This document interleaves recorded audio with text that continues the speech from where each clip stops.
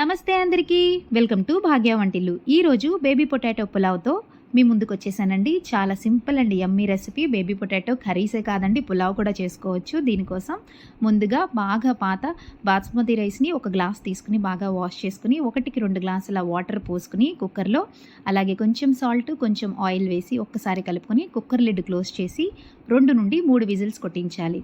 So మీకు ఒక అనుమానం రావచ్చు, రైస్ మెత్తగా అయిపోతుందేమోనని. అస్సలు కాదండి, ఎందుకంటే నేను ముందుగా రైస్ నానపెట్టలేదు, అప్పటికప్పుడు కుక్ చేసుకున్నాను కాబట్టి ఖచ్చితంగా 3 విజిల్స్కి నార్మల్ రైస్ లాగే కుక్ అవుతుంది. సో కుక్కర్ విజిల్ వచ్చిన తర్వాత మనం మూత చల్లారిన తర్వాత ఆ రైస్ అంతటిని వేరే బౌల్లోకి తీసుకుని పూర్తిగా చల్లారి పెట్టుకోవాలి. ఇది చల్లారేలోపు బంగాళదుంపలను కూడా తీసుకుని చక్కగా వాష్ చేసుకుని దాంట్లోనే 2 లవంగి, 2 ఇలాచీ వేసుకుని కొంచెం ఉప్పు, మునిగినంత వరకు వాటర్ వేసి ఒక్కసారి కలుపుకొని కుక్కర్ లిడ్ క్లోజ్ చేసి 3-4 విజిల్స్ కొట్టించాలి. సో ఈ 4 విజిల్స్ వచ్చిన తర్వాత దుంపలన్నీ మనం పొట్టు తీసుకోవాలి. ఇది మనకి ఎప్పుడైనా బద్ధకంగా ఉన్నప్పుడు కానీ, స్పెషల్ ఒకేషన్లో కానీ మనం చేసుకోవచ్చండి. ఈ రెసిపీ చాలా బాగుంటుంది. సో సింపుల్గా అయిపోతుంది. కూర, రైస్ ఇలా వండకుండా ఒకేసారి ఈ విధంగా చేసేసుకోవచ్చు. చూసారా మన బంగాళదుంపలు ఎంత మెత్తగా ఉడికిపోయో. ఈ దుంపలన్నింటినీ తొక్కలు తీసి ఒక ప్లేట్లోకి మనం ఒకదాని తర్వాత ఒకటి పెట్టుకోవాలండి. సో ఈ దుంపలన్నింటినీ మనం రోస్ట్ చేసుకొని కుక్ చేసుకోవాల్సి ఉంటుంది కాబట్టి ముందుగా దీనికోసం స్టవ్ మీద కళాయి పెట్టి కళాయిలో కొంచెం ఆయిల్ వేసి ఆయిల్ కాగేలోపు మనం దుంపలన్నింటికి ఘాట్లు పెట్టి ఈ దుంపలన్నింటినీ మనం ఆయిల్లో వేసి ఫ్రై చేసుకోవాలండి.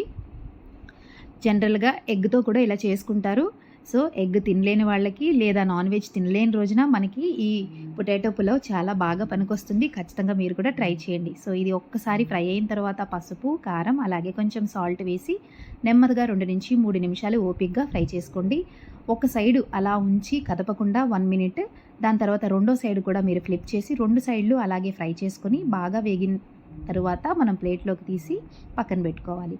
సో ఇదే ఆయిల్లో 2 లవంగి, అలాగే 2 ఇలాచి, కొంచెం సాజీరా వేసుకుని దాంట్లోనే సన్నగా తరుక్కున్న ఆనియన్, పచ్చిమిరపకాయ ముక్కలు కూడా వేసుకుని, ఉంటే బిర్యానీ ఆకు వేసుకోండి, నా దగ్గర లేదు, నేను వేయలేదు. సో ఇది బాగా ఫ్రై చేసుకోవాలి. గోల్డెన్ బ్రౌన్ కలర్ వచ్చినంత వరకు ఫ్రై చేయాలి. సో ఈలోపు మనం 1/2 టీ స్పూన్ అల్లం వెల్లుల్లి పేస్ట్ కూడా వేసుకుని ఇది పచ్చివాసన పోయినంత వరకు ఫ్రై చేయాలి. అల్లం వెల్లుల్లి పేస్ట్తో పాటు ఆనియన్ బాగా ఫ్రై అయిపోతుంది. అలాగే కాస్తంత జీడిపప్పు ఇక్కడ యాడ్ చేసుకుని ఎర్రగా వేగిన తర్వాత కొంచెం పసుపు, కారం, జీరా పౌడర్, అలాగే కొంచెం గరం మసాలా వేసుకుని మీ టేస్ట్ని బట్టి, అంటే ఒక్కొక్క స్పూన్ వేసుకుంటే సరిపోతుంది ఒక గ్లాస్కి. మీరు కాస్తంత ఎక్కువ కారం స్పైసెస్ తింటే ఎక్కువ వేసుకోండి.